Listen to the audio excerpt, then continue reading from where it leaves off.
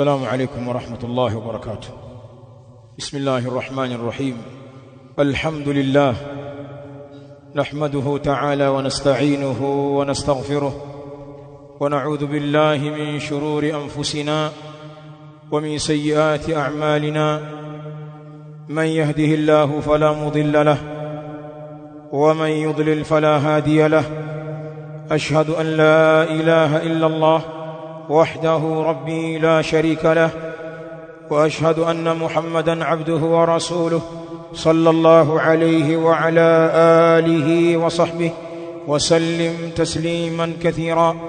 يا أيها الذين آمنوا اتقوا الله حق تقاته ولا تموتن إلا وأنتم مسلمون.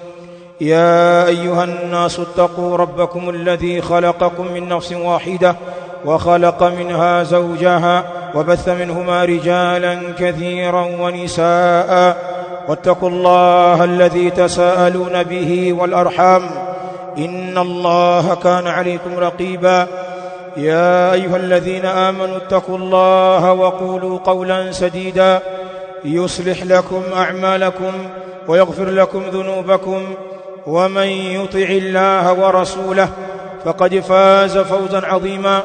أما بعد، فإن أصدق الحديث كتاب الله، وخير الهدى هدى رسول الله صلى الله عليه وسلم، وشر الأمور محدثاتها، فإن كل محدثة بدعة وكل بدعة ضلالة وكل ضلالة في النار. ثم أما بعد، أيها المسلمون عباد الله،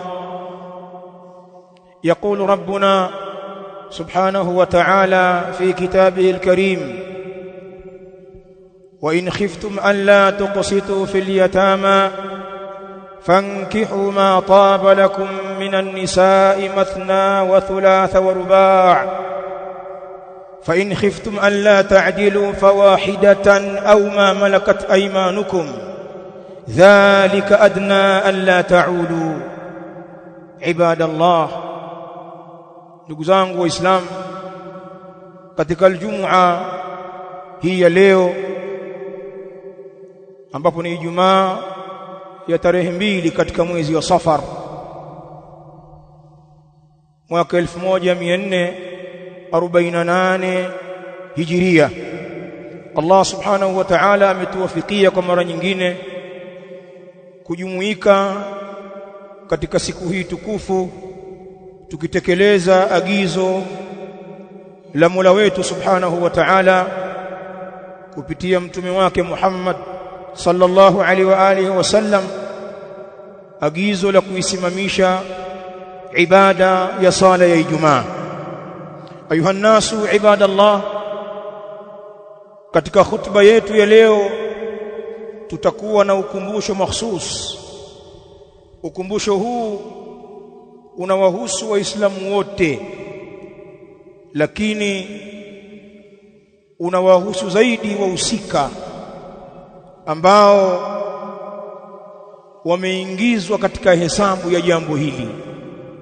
Maana pana wengine wako nje ya hesabu hii na pengine wakahusika i'tibaran bima sayakun, labda kwa kuzingatia kile ambacho kitatokea baadaye.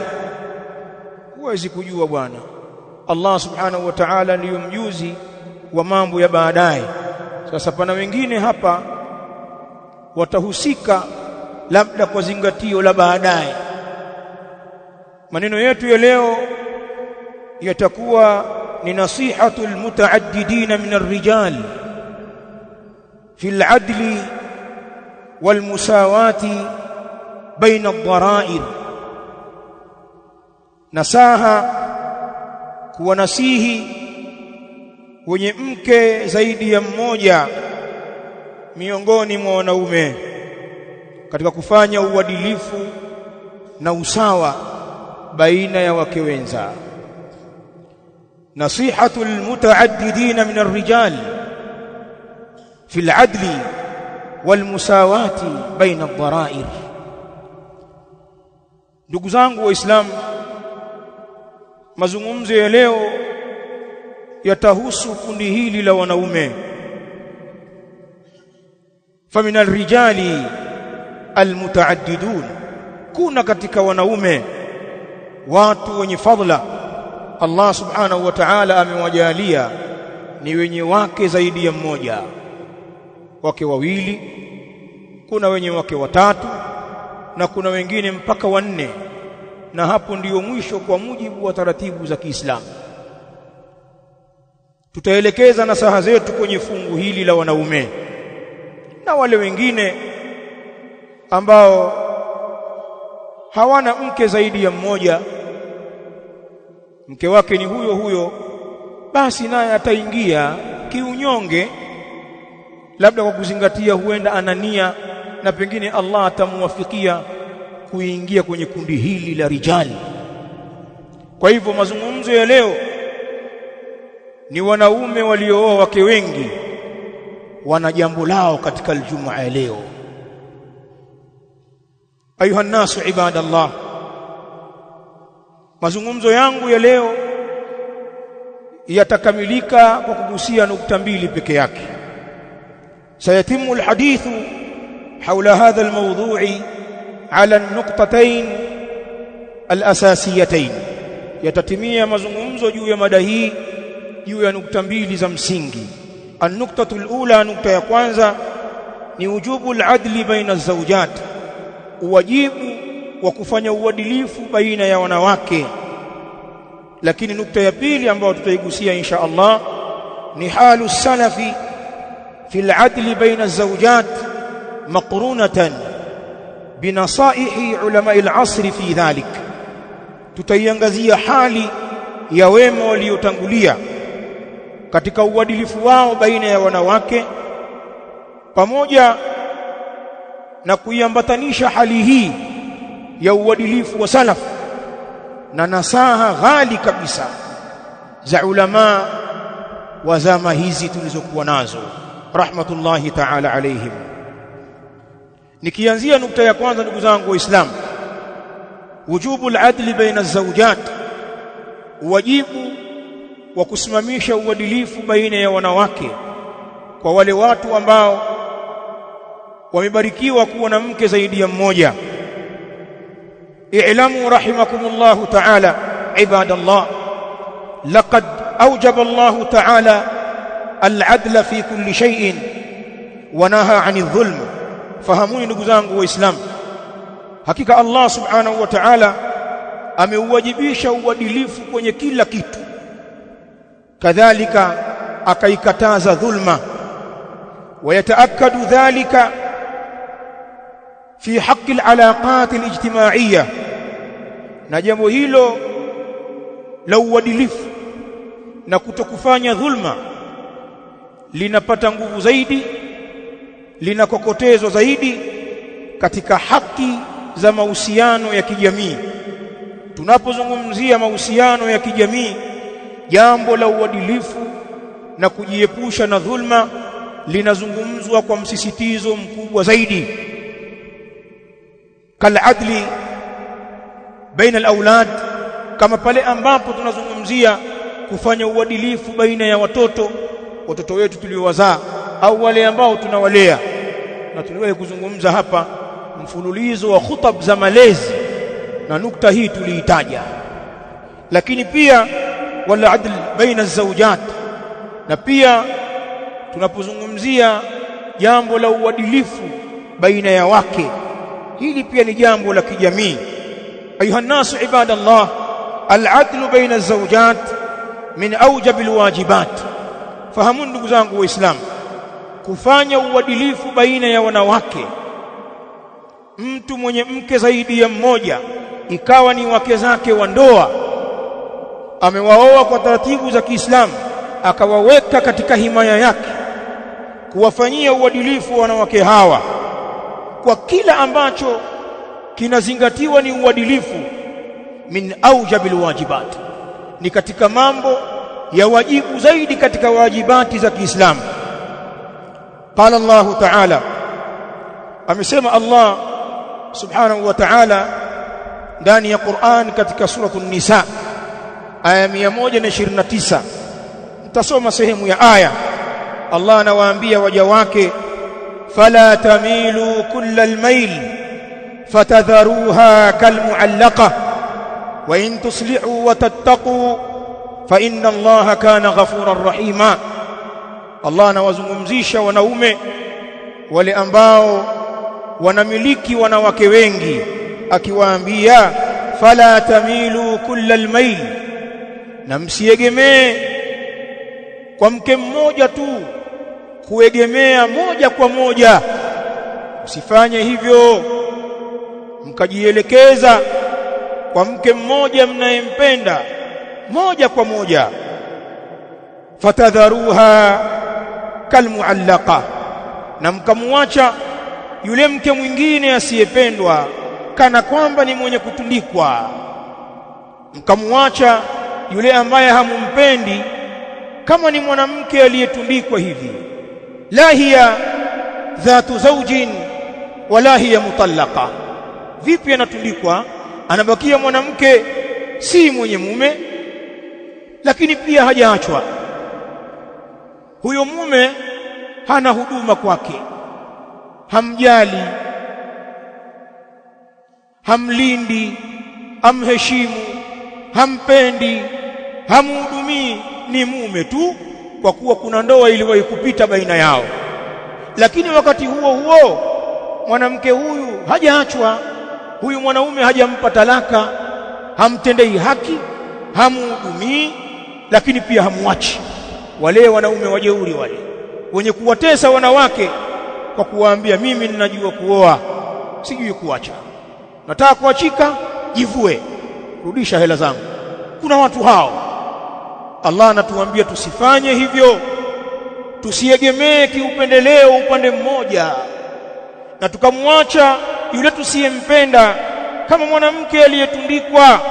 Lakini Allah anatuambia wa in tuslihu, lakini mkitengeneza hiyo tabia yenu ya kutokuwafanyia uadilifu wanawake, ay wa in tuslihu a'malakum fima bainakum wa baina nisaikum, na mkitengeneza matendo yenu yaliyo baina yenu na baina ya wake zenu, watattaqu, na mkamcha Allah subhanahu wa ta'ala, biiqamati al-adl baina az-zawjat, kwa kusimamisha uadilifu baina ya wanawake, fa inna Allaha kana ghafurar rahima.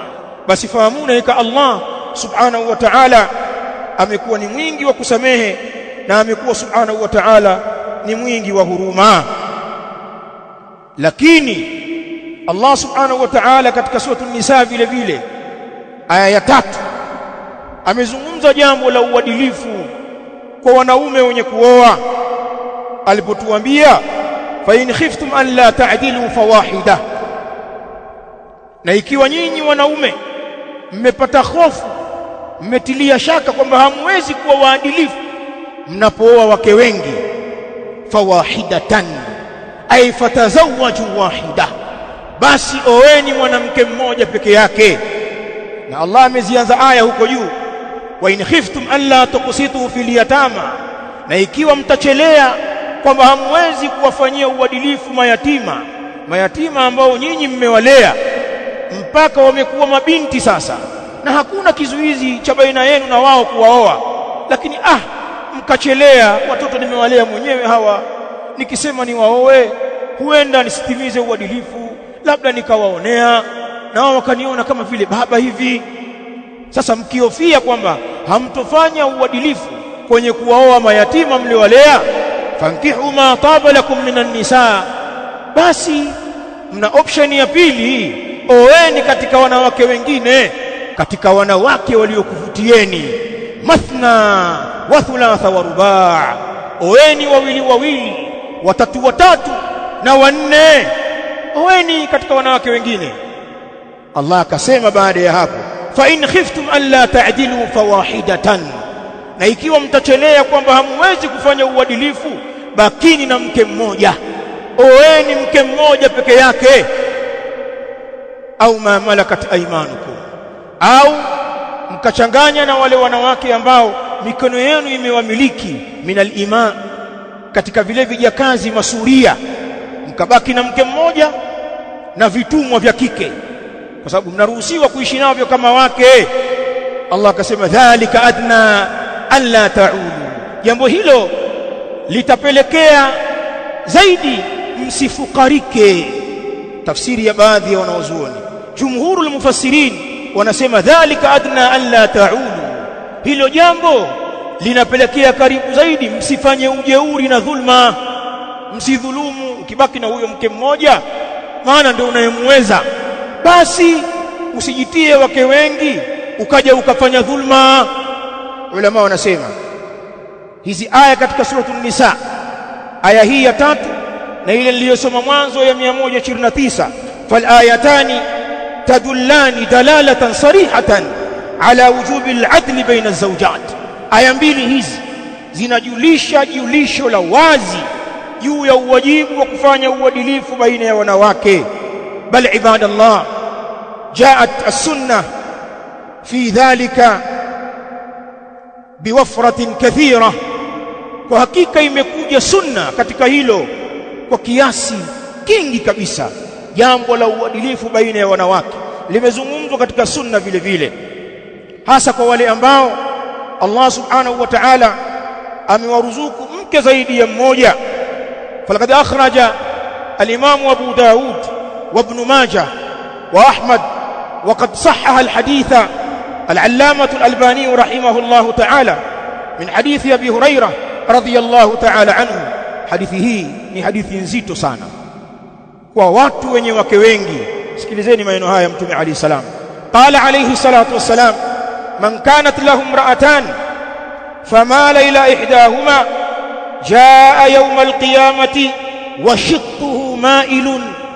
Mtume sallallahu alayhi wa alihi wasallam anasema, man kanat lahu imra'atan, yoyote ambaye wako kwake yeye wanawake wawili, anao wake wawili, na pametajwa idadi ya wawili kwa sababu ndio adna fi ta'addud, ndio idadi ya chini katika kuoa wake wengi, wawili. Lakini wale vidume wa kisawasawa almuwaffaqun wanakwenda mpaka 3, wanakwenda mpaka 4, wako hao rijali. Lakini Allah amezungumzia ile idadi ya chini ya wake wengi. Yoyote ambaye wako kwake wanawake wawili, famala ila ihdahuma, na akaegemea kwa mmoja wao wawili hao, akajiegemeza kwenye matendo yake kwa mwanamke mmoja peke yake baina ya wawili, jaa yaumal qiyamati, atakuja mtu huyu siku ya kiyama, wa shiqquhu ma'il, na hali ya kuwa ubavu wake ni wenye kupinda. Wanasema ulama, ay asabatuhu ashalal, ni kama mtu aliyesibiwa na kupoa na kupooza, kama mtu aliyeparalyze, akitembea ubavu wake mmoja umelala, mizani haijakaa kwenye kiwango cha wastani, alama kwamba yule alikuwa sio muadilifu kwa wake zake. Baadhi ya shuraha wanasema washiquhu ma'il, atakuja hali ya kuwa amejitoa katika mkusanyiko wa wenzie, amejitenga, watu wote wanamuona yule kajitenga, alikuwa akimnyanyasa mkewe fulani. Siku ya kiyama pana watu wataadhirika kwa manyanyaso ambayo wanawafanyia watoto wa watu, wake zao.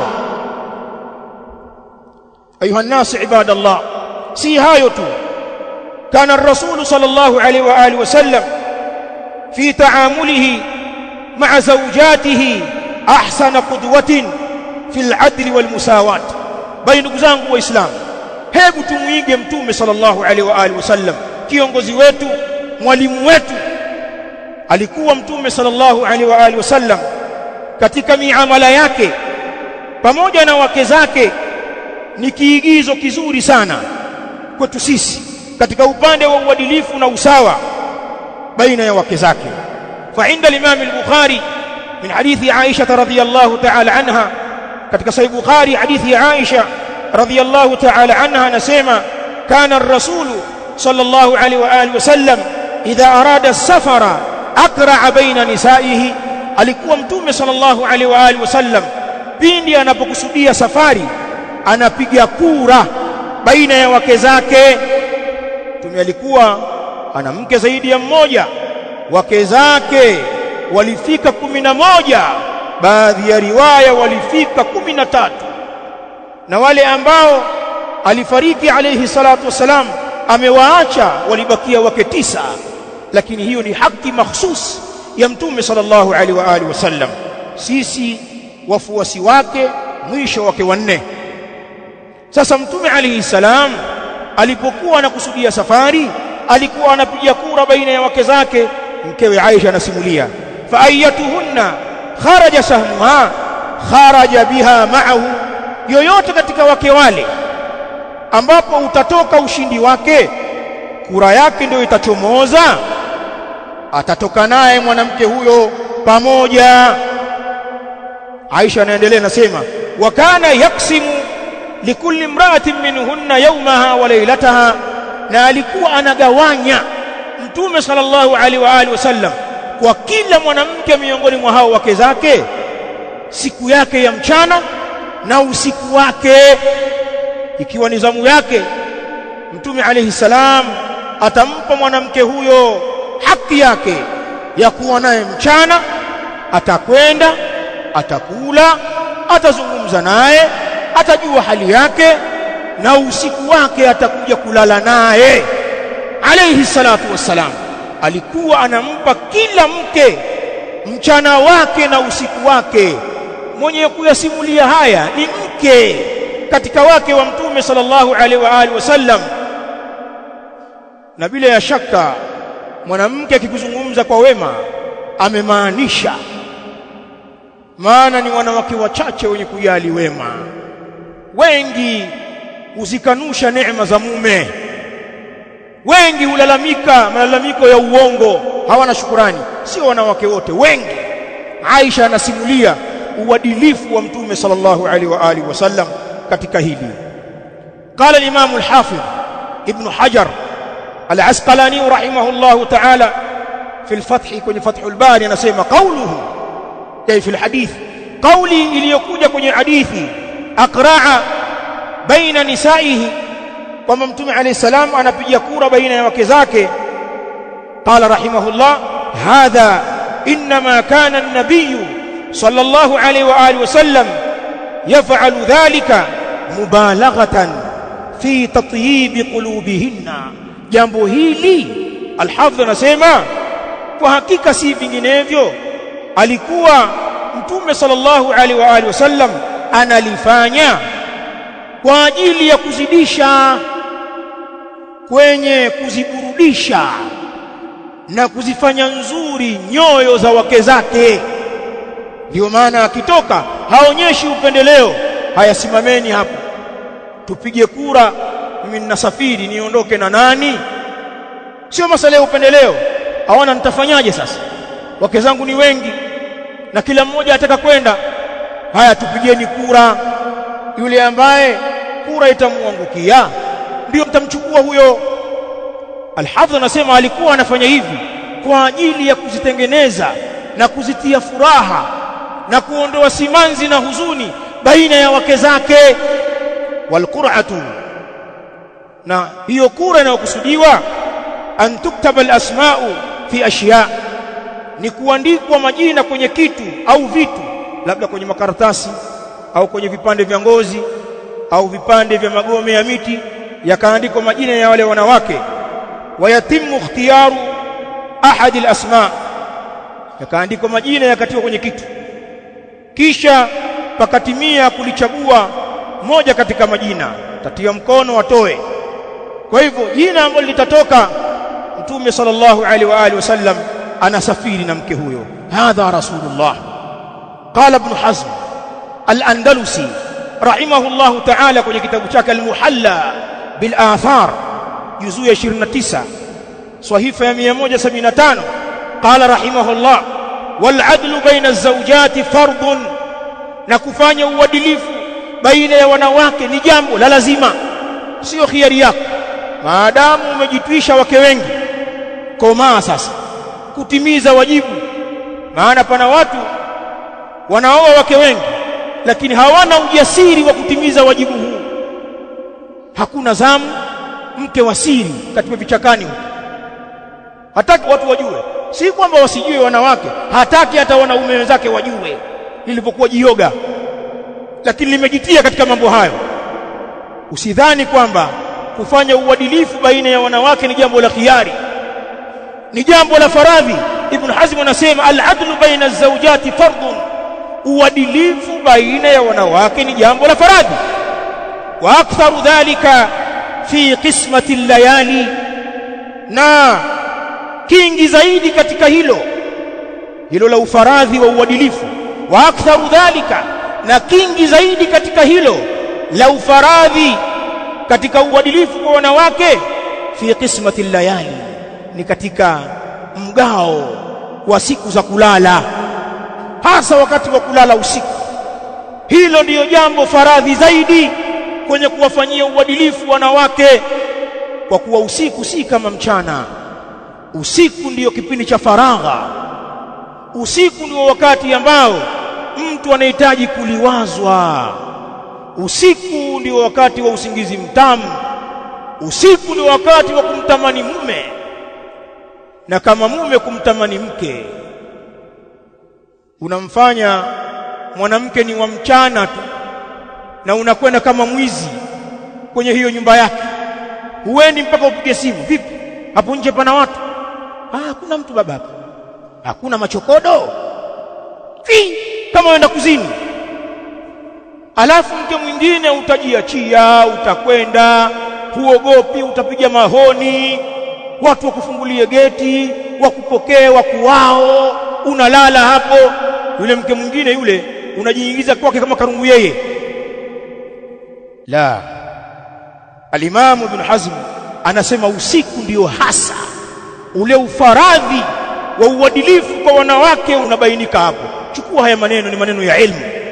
Wanasema ulama, waqad nakala ahlul ilmi al-ijmaa ala wujubi al-adli baina az-zawjat, na wamenukuu wanawazuoni wakubwa makubaliano ya maulama juu ya uwajibu wa kufanya uadilifu baina ya wanawake. Ijmaati zimenukuliwa. Mimi nimenukuu kauli kadhaa. Kauli ya Imam Sheikh al-Islam Ibn Taymiyyah rahimahullah katika Majmu' al-Fatawa, lakini pia kuna kauli ya Imam Ash-Shafi'i Muhammad ibn Idris rahimahullahu ta'ala kwenye al-Umm, lakini pia pana kauli ya Imam Ibn al-Qayyim al-Jawziyya rahmatullahi ta'ala alayhi, na wengineo katika maulama wamenukuu ijmaat za kuwafanyia usawa na uadilifu wanawake. Nisome kauli moja. Qala Sheikh al-Islam rahimahullah, yajibu alayhi al-adlu baina az-zawjatayn biittifaqi al-muslimin. Ibn Taymiyyah anasema kuna wajibika juu yake mwanaume kufanya uadilifu baina ya wake zake wawili. Hiyo ni kwa uchache, mtu mwenye wake wawili.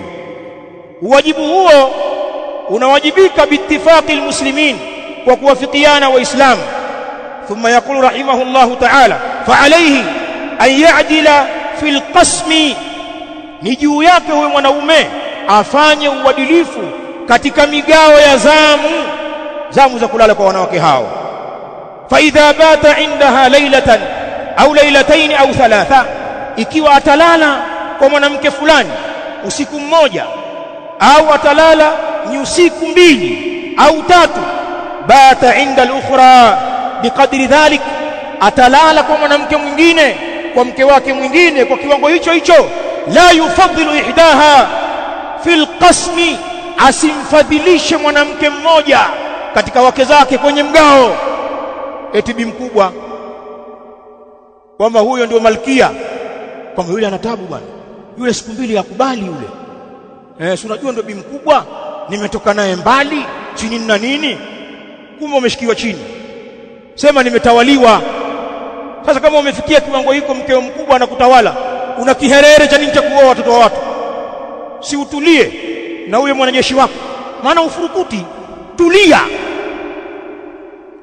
Hata kama ni mke mkubwa, mgao ufanane. Na kuna wengine wanawadhulumu wake wakubwa, kaoa mke mdogo, imeingia ndogo ndogo. Sasa bado mtoto mwanamchanga, akili yake iko huko, anamdharau yule mke mkubwa aliyemzalia watoto, aliyetoka naye mbali, anamnyima baadhi ya haki zake. Kila akitafutwa kwa mke mdogo, mchana yuko huko, usiku yuko huko, yule kama kamsahau, kamfanya kama ni yaya tu, ni mlezi wa watoto, ana ngoma mpya huko. Hata hawa wake wadogo wasiwapande kichwani, mkavunja haki, mtaulizwa kwa Allah. Kwa hivyo hakuna kufadhilisha baina yao kwenye migawanyo ya zamu. Huyu ni Sheikhul Islam Ali ibn Humam Ibn Taymiyyah rahimahullahu ta'ala, na maneno ya wanawazuoni wengine ni mfano wa haya na ni makali zaidi. Hadha wallahu ta'ala a'la wa a'lam.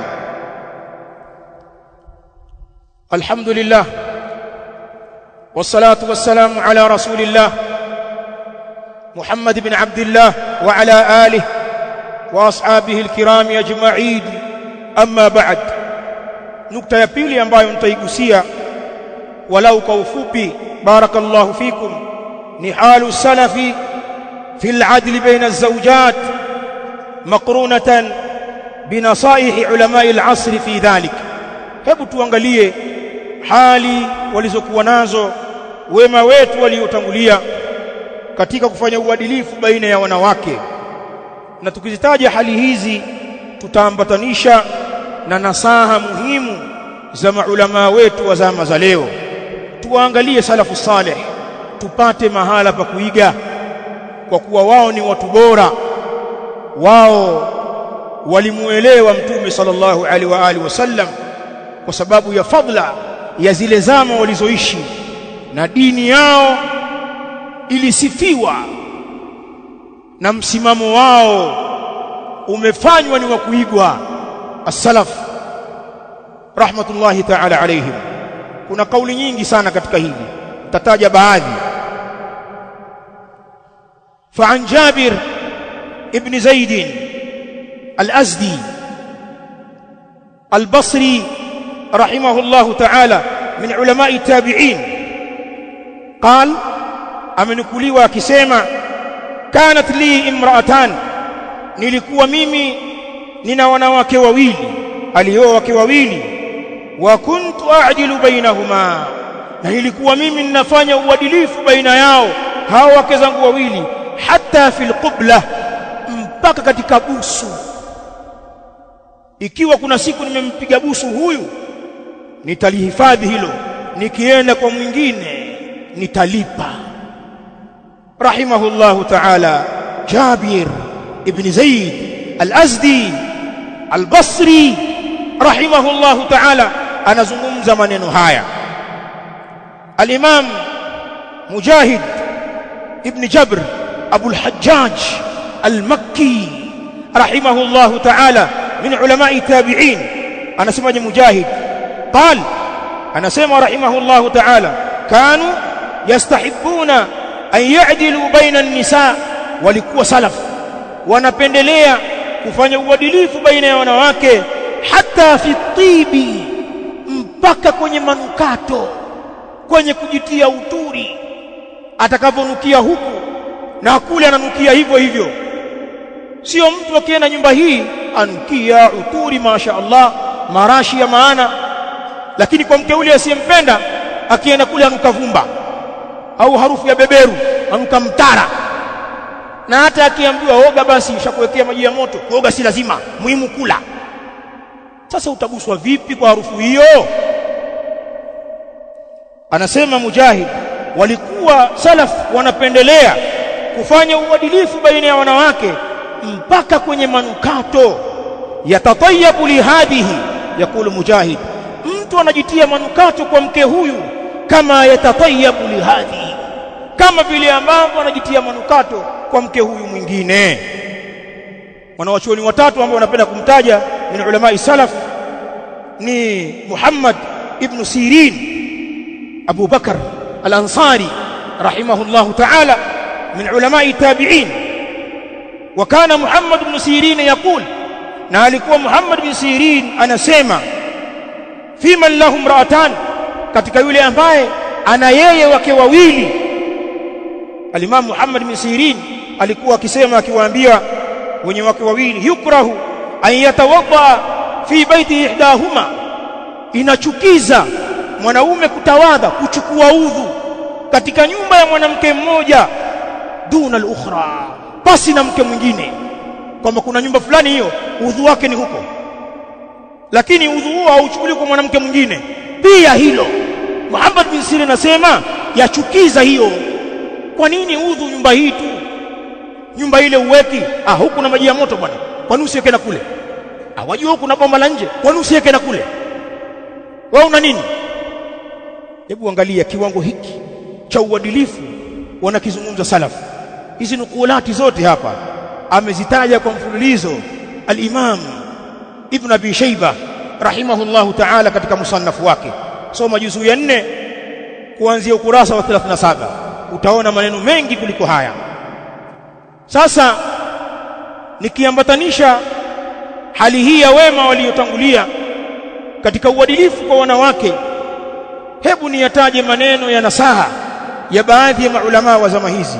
Yakulu al-Imam faqih al-asr Muhammad bin Salih al-Uthaymeen rahimahullahu ta'ala, na maneno yake haya yamenukuliwa katika fatawa Nurin ala Darb. Ni kitabu kimeandikwa sasa, fatawa zote zimekusanywa hapo, juzuu ya 10 katika ukurasa wa 252. Qala rahimahullah al-qawl as-sahih fi al-'adl baina az-zawjat. Ibn Uthaymeen anasema kauli sahihi katika uadilifu baina ya wanawake, annahu yajibu ala az-zawji an ya'dila bainahunna, kwamba hakika kuna wajibika juu ya mume afanye uadilifu baina ya wanawake, fi kulli ma yumkinuhu al-'adlu fihi, katika kila ambalo linamwezekania yeye huyu mume kufanya uadilifu ndani yake. Sawaun min al-hadaya, ni mamoja katika zawadi, kufanya uadilifu kwenye zawadi ambazo wazibeba kuzipeleka majumbani, au nafaqat, au katika posho ambazo watu wanaachiwa katika majumba yao, ufanye uadilifu. Sikiliza haya maneno, kullu hadha mimma yajibu alayhi al-'adlu, yote haya zawadi, posho, ni katika mambo ambayo kuna wajibika juu yake huyu mwanaume uadilifu baina zawjat, baina ya wanawake. Sheikh rahimahullah akaenda mbali zaidi akasema, bal hatta fil jimaa, bali hata kwenye kuwaingilia.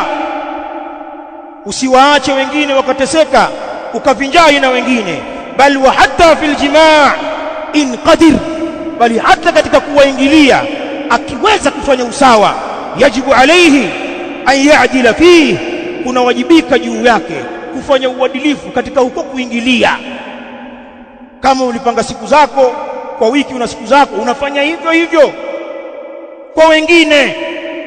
Haya ni maneno mazito ya Ibn Uthaymeen rahimahullahu ta'ala. Angalia katika wale yasema hapa, mpaka zawadi. Unaponunua zawadi, kuwa muadilifu. Huyu wamnunulia baibui la kitambaa cha cotton, baibui safi, kitambaa cha heshima. Yule mwingine kule wamtafutia nailoni, kitambaa la kumchoma, la mpauko. Huna uadilifu,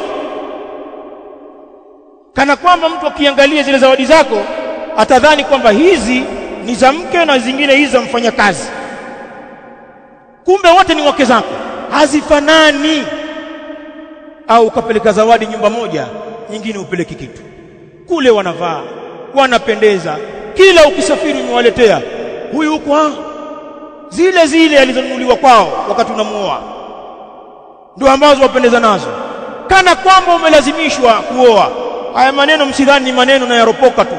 Pana wanaume ndiyo tabia yao, wapuuzi sana. Na kitu kibaya zaidi, pana wengine wanajinasibu na sunna na salafia, wamewakusanya wanawake katika miliki zao, 2, 3, 4, wanawatesa, hawafanyi uadilifu. Sisemi wale ambao hawana cha kuwapa, pana watu ni waadilifu wa kweli, lakini maisha yanabadilika. Kuna wakati aliweza kuwafanyia mambo, sasa maisha yameyumba, hana, lakini roho ya muuma, lakini na hicho kidogo hakubali shaitani yamchezee baina ya wake zake. Pana wengine hawajali, na kuna wengine waoga, wanawaogopa wake zao wale wa mwanzo, muoga kweli kweli. Sisemi kwamba usimuogope bwana, mimi sijui anachokupa, utajua mwenyewe, na sijui moyo wako ulivyokaa kwenye dini, lakini usitumie hicho ni kibali cha kuwadhulumu wengine. Sasa kama unaogopa, si utulie. Hata ule mbwa doko huficha mkia akimwona mwizi, kimya, na akatoa kijisauti cha kumkaribisha. Mwizi pia akakaribishwa mbwa doko. Sasa usijitie kimbelembele ikiwa huna ujasiri, baki na mkeo. Fa in khiftum an la ta'dilu fawahida, ruhusa. Kauli nyingine ya ulama, قال الشيخ الفوزان حفظه الله تعالى, na kauli hii ya al-allama al-Fawzani ameisema katika al-Muntaqa min fatawa al-Fawzan, ni kitabu kilichochuja fatawa mbalimbali za Sheikh al-Fawzan حفظه الله تعالى, juzu ya 3 kurasa wa 89. قال الشيخ يجب على الزوج, kuna wajibika juu ya mume, an ya'dila baina zawjatihi, afanye uadilifu baina ya wake zake, fil infaqi, katika kutoa matumizi, posho, wal maskan, na katika eneo la kuishi, kufanya uadilifu kwenye nyumba wanazoishi, wal kiswati, na katika kuwavisha, wal qasmi, na katika kugawa zamu, fil mabiti, katika kulala. Shaka nasema kullu hadha mimma yajibu alayhi al-adlu, yote haya ni katika mambo ambayo kuna wajibika juu yake uadilifu baina zawjati, baina ya wanawake. Asema Sheikh hafidhahullah, wala farqa baina ghaniyatin wa faqira, na wala hakuna tofauti baina ya mwanamke tajiri mwanamke maskini. Maana pana wengine kwa kuwa mwanamke huyo ana kipato au kwao kuna kipato, ameelekea kule kwa sababu ndiko anakoshibia kule, hata kama hakuna tofauti awe mwanamke ni fakira au ghaniya, lianna alkulla zawjatun lahu, kwa sababu wote ni wake zako, wote ni wake zake yeye mwanaume huyo. Wajibun alayhi an ya'dila bainahuma, panawajibika juu yake kufanya uadilifu baina yao. Sheikh hafidhahullah ametaja mambo ya msingi ya kufanya uadilifu, kuanzia kwenye posho. Zitoe posho zako kwa uadilifu. Mara nyingine uadilifu maana yake sio usawa. Inawezekana mwanamke huyu familia yake ni kubwa zaidi, ana watoto wengi zaidi, basi utampa kwa kiwango ambacho chamtosha na wanaye. Pengine wao kilo 3 ndio ambazo zinawatosha za mchele kwa mlo wao wa mchana na usiku, ni kilo 3, familia kubwa. Huyu mwingine ndio kwanza yuko mwenyewe, au mtoto mmoja au wawili tu, huyu wakipata kilo 1 ya watosha. Uadilifu ni kupeleka 3 huku, kupeleka 1 huku, si lazima kwamba 3. Hiyo sio uadilifu, labda kama una uwezo. Uadilifu ni kutoa matumizi kwa kadiri ya mahitajio ya watu. Nyumba unaomweka huyu ambaye ana familia kubwa, ana watoto wengi, yuko na ndugu zake na ndugu zako wewe, mtafutie nyumba ya wasaa ambao watakaa wale watoto wake na wale anaowalea wakaenea. Mwingine hana mtoto, umemchukulia kasri, tena huko ushuani, huko niko naye ushuani huko kwa mataitas. Huyu mwingine yuko uswahilini kwenye vyuma vitatu, ndio mwenye rundo la watoto. Unajua kule ndo kupumzika mimi, kwa sitaki stress eti kwenye watoto huko, sitaki kuvurugwa, mimi naenda huko ushuani.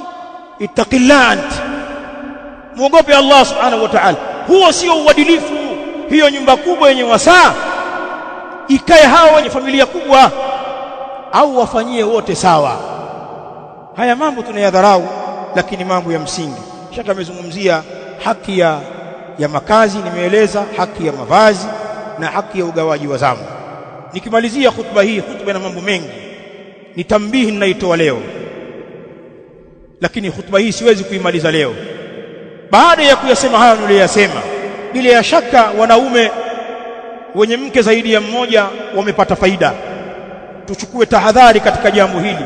Tuna dhima kubwa juu ya shingo zetu kuwaelekea hawa wanawake tuliowaoa, na wale wanaume wa Kiislamu ambao bado hawajaongeza wake. Pengine ana mke huyo mmoja na kuna wengine hawajaoa kabisa. Unapotaka kuoa na kuongeza wake, yazingatie haya. Sisi hatuoi kama fashion au kuigaiga. Umesikia fulani kaoa, na mimi sikubali, atanishindaje huyo? Unajua mimi na yeye umri sawa yule, alafu tumesoma pamoja, yeye ana wake wawili, mimi na mmoja, wataka kuiga. Usikurupuke kwenye hili jambo. Taaddudu zawjat amru shar'i, kuoa mke zaidi ya mmoja ni jambo la dini. Jipime uwezo wako kwa mujibu wa dini ya Kiislamu, unaliweza jambo hilo? Uadilifu kwenye kuwalisha wanawake, kuwatafutia sehemu ya kuishi, kwenye kuwavisha, kwenye kuwastarehesha kwa kuwapa zamu sawa, kwenye kuwatibu na mengine mengi. Ikiwa unaliweza hilo, taaddad, ingia, na hiyo ni baraka, ni kheri, itose. Oa mke zaidi ya mmoja. Na wazungumzisha wale ambao bado hawajaingia huko, ama wale walioingia walichunge sana jambo hili la kutokuwafanyia uadilifu wanawake, la kuwatesa baadhi ya wanawake katika ndoa za mitaala. La mwisho, qala ahlul ilm, na hii ni tambihi, amma al-adlu fi al-mayl al-qalbi mahabbatu al-qalb, ama kufanya uadilifu katika kile ambacho kinapendelewa na moyo, mapenzi ya moyoni. Yani huyu unampenda kuliko huyu, ukiwa kwa huyu unafurahi kuliko huyu, michezo ya huyu inakunogea kuliko huyu, na mfano wake. Moyo wako unamili kwa mwanamke fulani katika wake zako basi na mwingine. Katika hili hatuna lawama, kwa kuwa ni jambo liko nje ya uwezo wetu. Faqad akhbara Allah subhanahu wa ta'ala anna al-'adla at-tam min hadhihi an-nahiya la yustata'. Uadilifu uliotimia kwenye upande huu, kwenye moyo, ni jambo lisilowezekaniwa. Li'annahu mimma la yamlikuhu makhluqun, kwa kuwa hili ni jambo ambalo halimiliki kiumbe.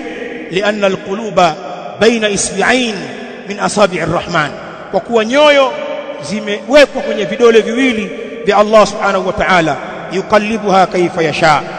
Uadilifu wa kuwapenda wote sawa sawa, unampenda huyu kwa 100% na huyu 100%, huo hujalazimishwa.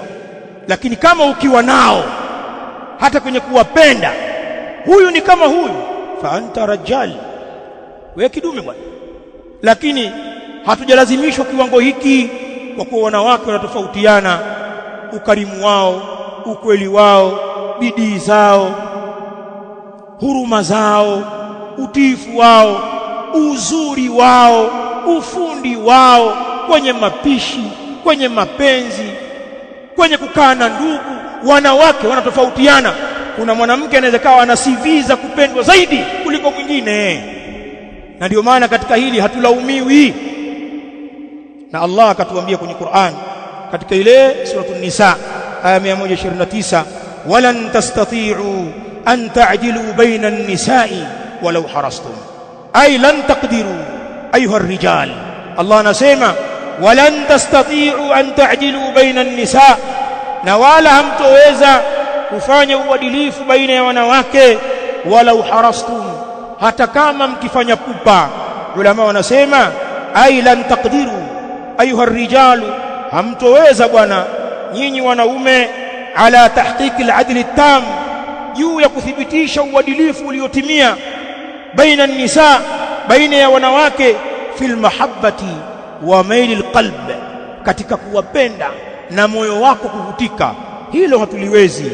Na ndio maana qad jaa inda al-imam Abi Daud rahimahullah ta'ala wa inda Tirmidhi min hadithi Aisha radhiyallahu ta'ala anha, hadithun thabit.